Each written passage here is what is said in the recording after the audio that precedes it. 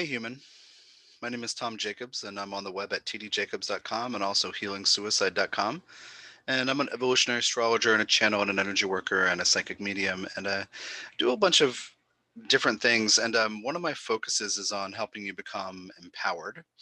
So learning how to be strong and confident and trust yourself and be grounded and clear. And I've had on my to-do list for a while this idea of this video, which is basically about coming out of feeling like a victim and how to understand something. Because, and the title of it is something like, if you're not a victim, then you have to take responsibility. But maybe we need to think about responsibility in a different way so we're not judging ourselves for what we've been through.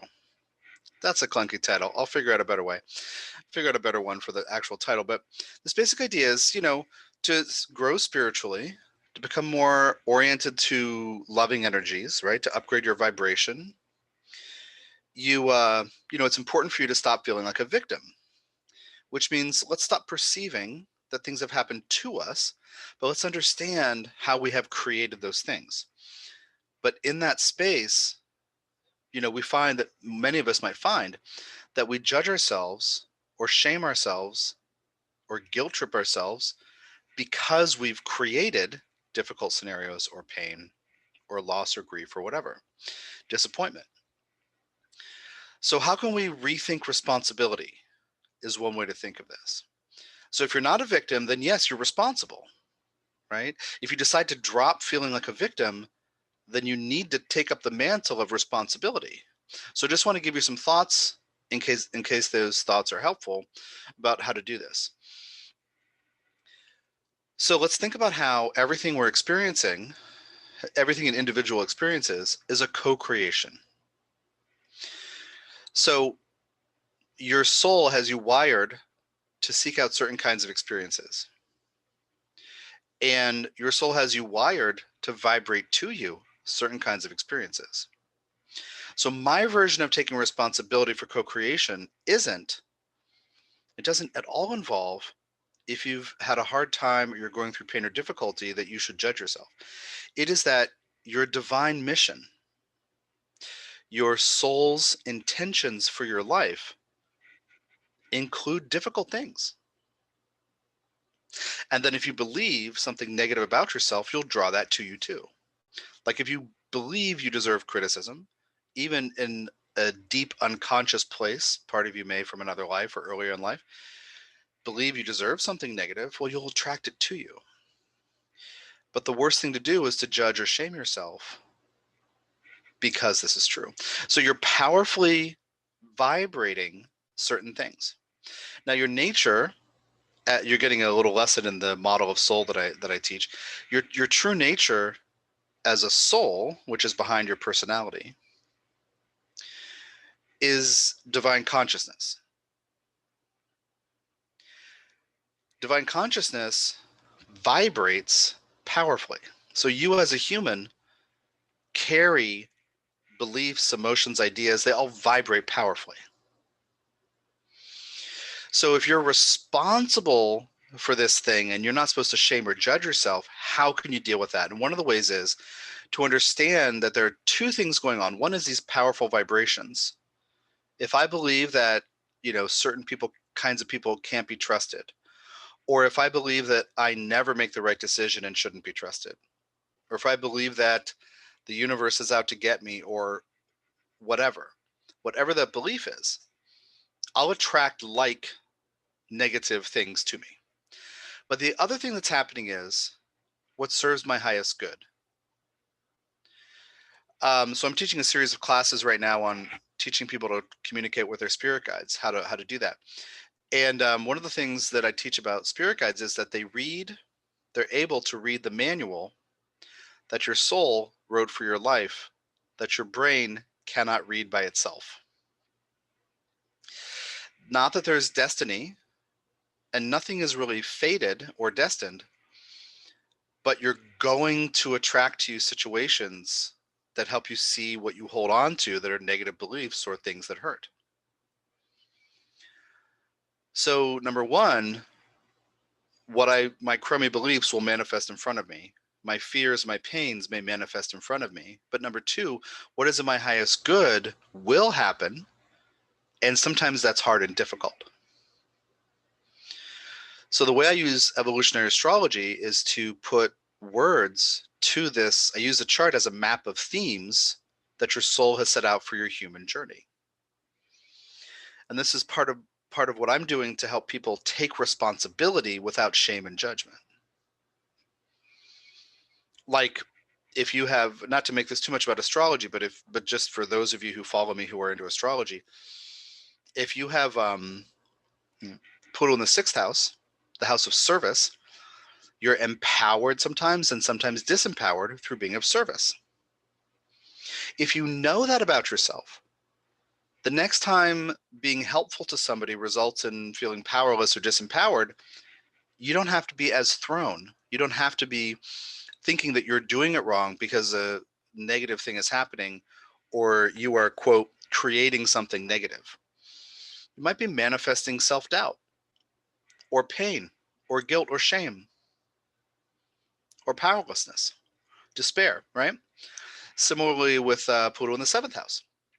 Your empowerment, disempowerment journey has a lot to do with reciprocity and building bridges in relationship and learning what's fair. Essentially learning how to say yes, please, and no, thank you regarding relationships and how to negotiate in healthy ways.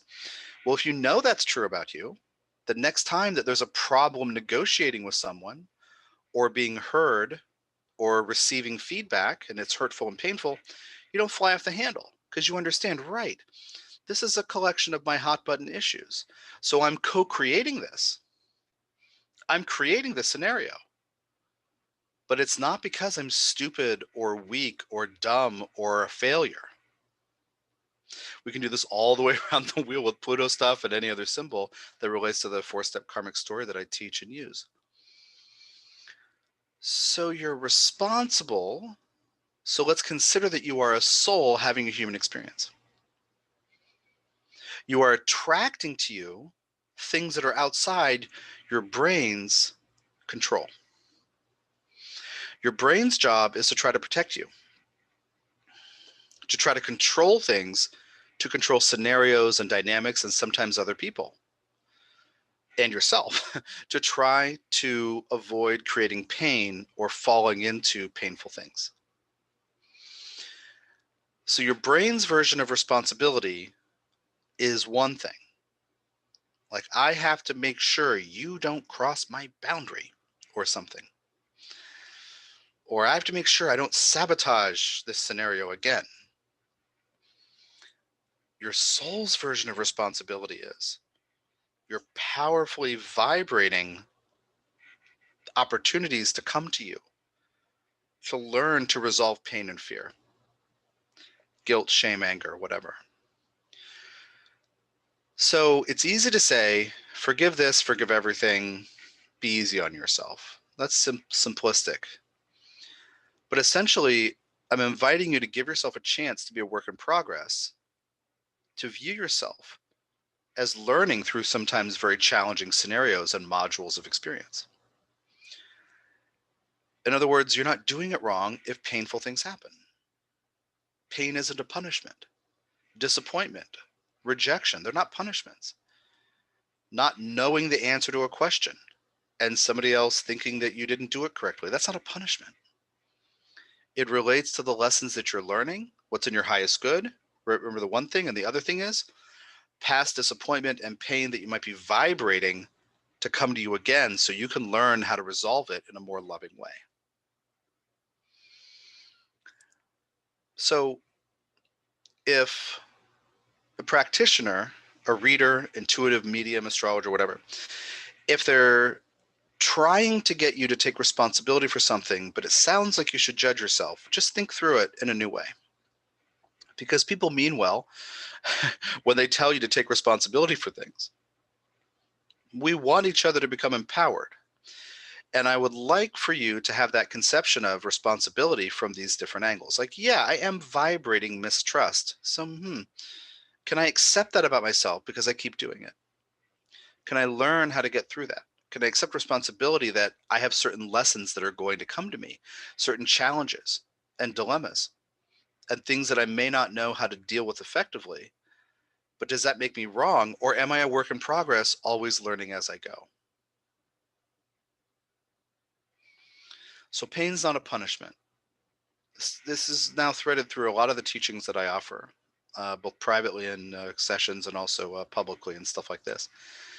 Pain isn't a punishment. Rejection, disappointment, what looks like failure. That's my new phrase. For when people say failure, I failed. That was a failure. I say, so something that appears to be a failure. Because if you're going to grow spiritually, you do need to become more loving. And the easiest way to do that is to notice where you are not loving toward yourself, where you harbor judgments and criticisms. You hold on to guilt or shame as if they are your identity. So you're responsible for what happens to you. And throughout your whole life, you have manifested these experiences, and you are responsible for these things. But that you have experienced and manifested difficult things and pain doesn't mean you're doing it wrong, doesn't mean you're stupid or a loser. It means that you're manifesting the lessons that you need in order to grow into strength and confidence through bringing love to pain and its parallels. Love and its parallels, love and its correlates, to pain and its correlates. Think about how all energy could be divided into two categories. You know, fear or faith, or fear and love, and pain and love, or all these different words. All the fear things: jealousy, anger, guilt, shame, regret, self-doubt, self-judgment, self-hatred, whatever, versus love, compassion, acceptance. And the way that I do this spiritual teaching stuff is not about pushing you toward what sounds positive, like, oh, forgive everything. It's more like make peace with the shadow parts who have the negative feelings, so it's easier for you to align with the loving things. And the way that I teach it, it can be kind of an intense, heavy path. But if you focus only on, well, I should forgive this, I have to forgive this, I have to let this go, it's a lot of pressure. And part of you won't feel heard. So listen to the parts of you and validate them and learn how to heal and move on. That's my suggestion. So anyway, I think this is close to the end of the video. You are responsible, or you have the opportunity to take responsibility, but that doesn't mean guilt and shame and self-recrimination. It means you're powerfully co-creating and vibrating to you what you need as a soul living a human life to become more loving in the face of difficulty and pain. And pain is never a punishment. You can check out what I'm up to at tdjacobs.com, and the classes to teach you how to work with, how to open to and work with spirit guides. It's called Higher Self Protocol. And you can check that out on my site with the other offerings. All right. So take care of yourself. Be well.